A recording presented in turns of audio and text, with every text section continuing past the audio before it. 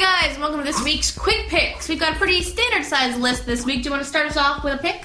Well, my biggest recommendation this week would be Spice and Wolf Volume 1. Ooh, that's the manga. Yes, the the volume being put out by Yen Press. You know.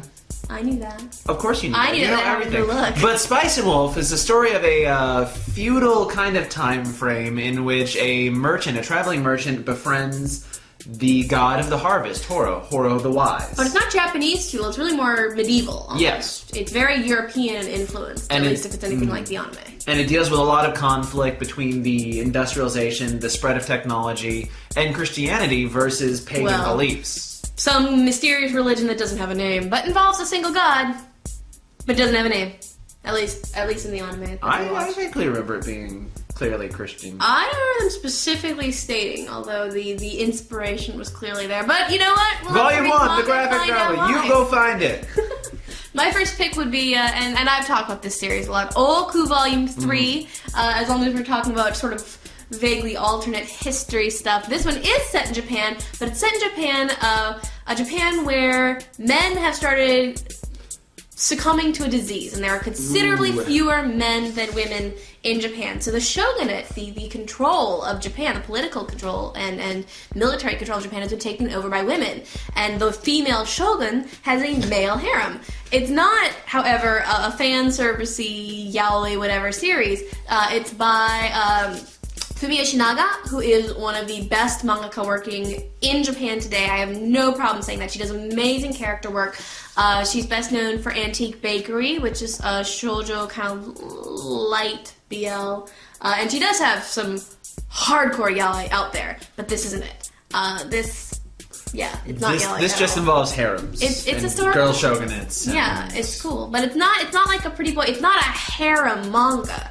It has a harem in it, but it's really not a romantic comedy or even really a romance. It's actually a look at what would this have been like, and it's really, really cool, and it's beautifully drawn. I highly recommend checking out the first volume if you haven't already.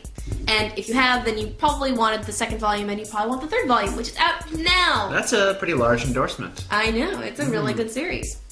Well, anyway, we also have Cirque Du Freak Volume 5, which is the graphic novel adaptation of the movie and light the novel. Novels. Of the light novel. No, not light novels. They're American novels, but this is actually a Japanese-made manga adaptation, if I remember correctly. But it's still an OEL. It was produced for here, even though it was made by a Japanese company.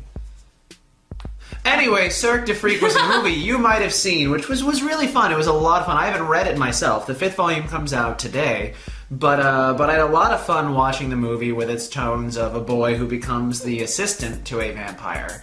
And he does it to save his best friend's life. And the best friend, who really wants to be a vampire, is very, very upset at him for doing such a thing, not realizing it was self-sacrifice, You jerk! not I ambition. wanted to be a vampire. Yeah, he How was a dare little you save my life? Yeah, he was a whiny brat. But it was a fun movie, and it had a monkey girl in it. I'm also going to talk about a not necessarily originating in Japan title, and that is 1001 Nights, which is a retelling, obviously, of the Arabian Nights. But in this version, the female storyteller was actually a dude in disguise. And in addition to him telling all of these stories of the Arabian Nights, you are also getting this story of the... I think he's the Sultan, officially. The Sultan and his fluctuating insanity as he, slaughters his virgin brides every night, convinced that they're all cheating on him or whatever. It's good stuff. This is the 10th volume, and I am actually way behind. I think the last one I read was like the 5th. But beautiful, beautiful art, really great storytelling. I highly recommend. And that's also actually a Yen Press release this week. Oh, we're Yen crazy this week, guys. Well, Oku was Viz, and what was your Spice and Wolf? That was Yen, so that's mostly Yen. Cirque Du Freak was Yen. But Yen put out the most this week, so I guess that's not too surprising. Want to move on into anime? Why don't you start us off? Anime. Somebody was bitching about my pronunciation. Anime. Actually, my pick this week is a re-release.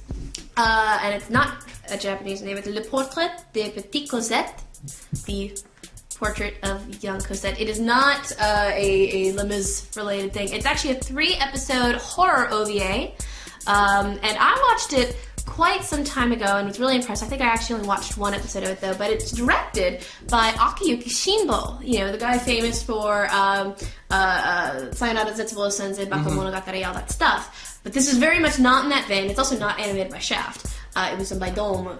And it's really cool. Cosette is played by Marina Inoue, who's one of my favorite voice actresses. She was Yoko... No, that's Aya Hirano. Duh.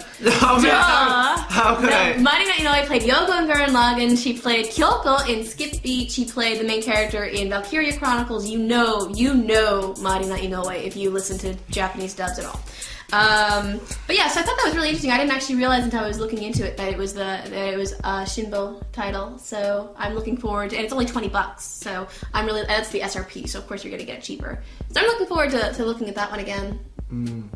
Well, your shonens are getting their staple updates, but the one that I probably wanted to point out was actually going to be Dojin Works, which, if I remember correctly, was a pretty terrible show.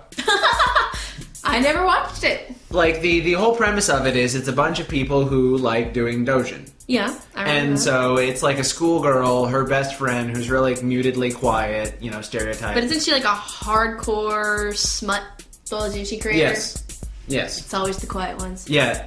And so the whole idea is they meet at the Dojin market, and there's like the whole like rival competitors, best friend competitors. Like one of their best friends is like this 35-year-old like doctor. And he wears these like awesome sunglasses, and he always shows up. He's like, "I have drawn this awesome story." Plops it down. It's like stick figures, and it's real pervy. Is what put me off right off. They're short episodes for the most part, and like the entire end is a giant dancing pantsu, you know, that has a face on it. Now that's Media Blasters, am I right? Yes. Alright, Beauty Blasters putting out something else I'm just going to mention real quick. Otogizoshi complete series, that's the 24 episodes of the TV series and the 2 TV specials. And I think it's really ridiculous, 26, and they're putting them on 12 discs. That seems odd to me. It seems like you could... The Bandai Visual School of Thought. That. Well, but it's a complete set for $36, which is not hugely terrible for 26 episodes. But Not I thought it was weird they were putting discs. it on 12 discs. Sorry, I miscounted. I don't know. I mean, that's weird. I mean, for 26 episodes, that's like 2 a disc plus like 1 with the TV. I don't know. So you could play Frisbee with these discs, lose 3, and still get the majority of the story out of it. That is true. All right, and that is your quick picks for the week. So make sure to check the full list down there. Don't point at my junk. I'm not pointing at your junk. I'm pointing at the list. They can't see anything below that. Jesus. As far as they care, it doesn't exist. Yeah, how about that? Check out the list below this video, and we will talk to you guys again next week.